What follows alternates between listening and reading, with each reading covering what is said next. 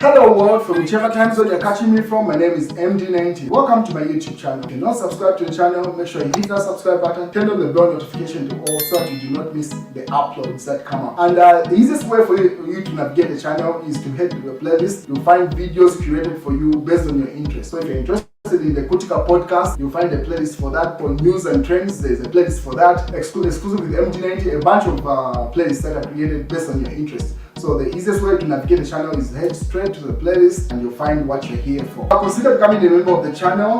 Right next to the subscribe button is the join button. You click on the join button so that you can become a member of the channel.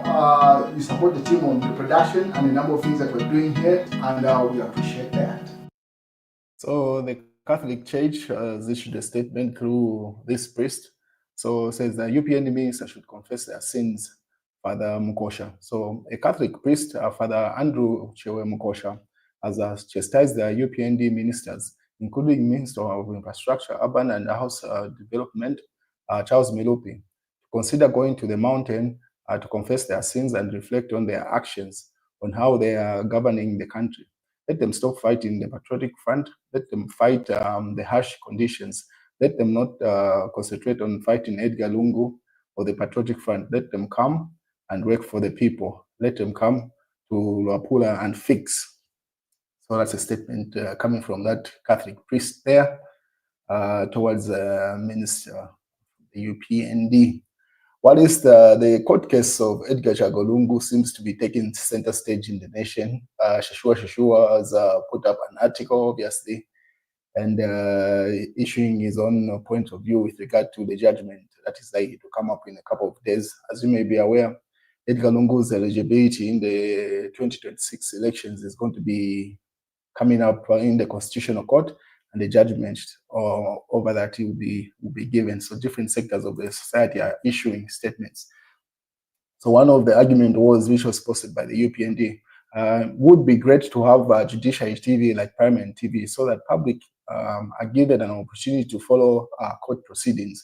So this is one argument that was coming up to say, just like we have Parliament TV, it would be ideal we have a judiciary TV where people are able to see court cases and not just getting third-party information based off what people that were present in court give them, so that we're able to make our own assessments with regard to that. It seems like before long, it was announced, ZNBC put up this, the Zambia National Broadcasting Corporation to broadcast live court judgment of Edgar Lungu's eligibility on the 10th of December 2024 on TV1 and all the TV, radio stations, that's Radio 1, 2, and 4, and ZNBC Today, Facebook. So pretty much everything about ZNBC is going to be broadcasting that judgment that will be coming up. So it seems like the courts, the judiciary has finally decided on that, to which the Patriotic Front responded to that caption that had put that ZNBC had put up. They say, this excitement from government, your guess is as good as mine, as mine can be. These people are determined to break this country. They say, history. ZNBC says it has been allowed to broadcast live the delivery of the judgment on former President Edgar Lungu's eligibility case from the Constitutional Court. So they are just reiterating that news that broke to say this judgment will be broadcast live. And then the UPND put up this article from Rose Josephat, says, would wish to see Lungu on the ballot again so that he can be humiliated again. But if the Constitution says no, our Constitution comes first before anyone. So simply saying the Constitution is paramount there. That's a UPND post there. What is the Patriotic Front rebuttal? They're saying they already have a copy of they already have a copy. That's why they have told ZNBC to air the judgment live. So the Patriotic Front is arguing to say the government already has a copy of the judgment, allegedly, according to them, and that's why they are very comfortable to have the judgment broadcast live on ZNBC. To which the UPND rebutted. They put up the flashback. Electoral Commission of Zambia. President Edgar Lungu has today, Tuesday, 18th September 2016, been sworn in as President of the Republic of Zambia and Chief Justice Irene Mandela Stadium in Lusaka. President Lungu assumes a fresh presidential mandate following the election to a second term of office for a period of 2016 to 2021. So that's the argument coming from the UPND there, with the caption coming from September 13th, 2016 by the Electoral Commission of Zambia, to which the Patriotic Front rebutted, saying if Edgar Chagalungu was not eligible, it means that the election was illegal. It means the election must be nullified. So that's the argument that the Patriotic Front is putting up. So these posts have been going back and forth. The UPND puts up a post, the PF puts up a post, pretty much like they are doing some sort of debate as we build up to this judgment. And then the UPND say the only charge a team gets for using an ineligible player is having points docked and never nullify the game. So the UPND argued to say, in this case, it does not affect the general elections. It only affects the candidates and the team involved, meaning the Patriotic Front is one that gets affected, not the general elections. That's the argument coming from the UPND, to which the Patriotic Front rebutted. Edgar Chagalungu's eligibility case judgment to be broadcast live. Very good reaction will be spontaneous and instantaneous countrywide. I do not know what they mean by that, but you can read between the lines according to that particular post coming from the Patriotic Front. To which Max Hukwe also argued the same.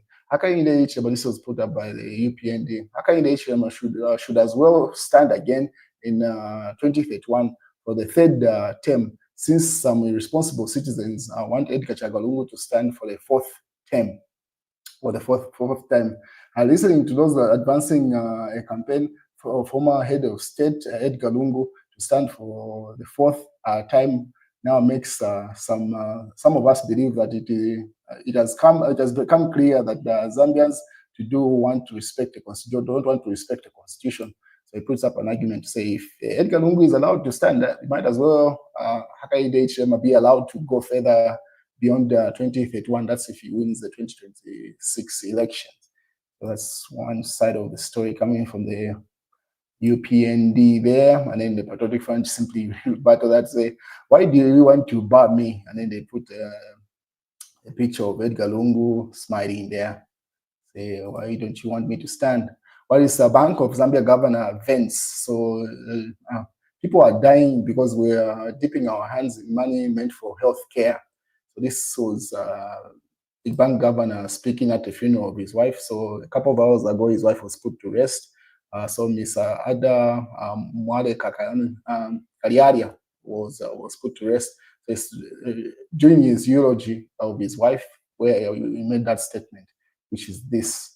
And then the president was there, and most of the cabinet ministers, it was at the Anglican Cathedral, the one that is near the court premises there. So that's President Hakainde Hichilema with Dan Kariaria, bank governor who lost his wife. So this was during the funeral procession. So this is a statement attributed to the bank governor based off that headline that you saw there on. So they are stealing public funds, causing a needless death of Zambians. Dan Kariaria. This time around, he was not speaking money supply, interest rates, or millions. He was soaking the theft of public funds, especially in the Ministry of Health, which causes the needless death of many patients. Bank of Zambia Governor Dan Kariaria used the eulogy for his beloved late wife, Ada Mwale Kariaria, to express his anger at the abuse of public funds, corruption, and theft in ministries, especially the Ministry of Health sector. So that's where that statement came from during that eulogy. And then, as you remember, President Hakainde Hichilema's escort, one of the guys who rides this bike, died, should have been a couple of days ago. There was an accident as the president was heading back home.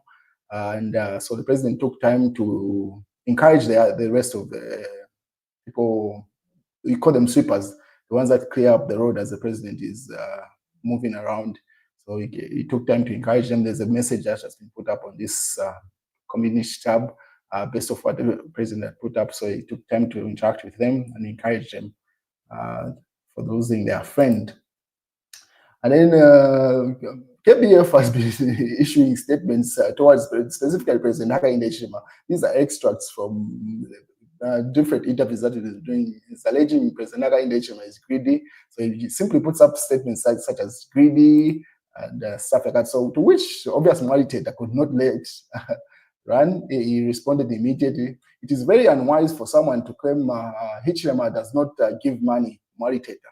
So he was responding to KBF statement where he was simply saying President Hakainde Hichilema and stuff like that. To which also Hari Kalaba says, time is ticking. When will the new dawn arrive? Asks Hari Kalaba there, best of the last newspaper. So that those are articles that or posts that the KBF is putting up to say Akaso, referring to President Hakainde Hichilema and the UPND there, to which Mwaliteta was responding to earlier on, as you can see, Kukuru, simply saying meaning about thieves, and then Mufimbira, Muleke. So those are the things that KBF is. And then leadership crisis. And then in the real times, I do not see any theft witness in former First Lady Esther Lungu's car theft case tells court. So Edgar Lungu's wife is still in court for that. And then someone says she did not see any of that. Esther Lungu did not steal a car, state witness. This is in the Daily Nation. I won't take Nakachinda's stupidity, minister. So the minister responds to Nakachinda's probably a statement that he had issued. It is Rupiah Banda's family to answer for MMD's vehicles. That's Nakachinda's rebuttal to that. So that's what's going on, ladies and gentlemen. That's news.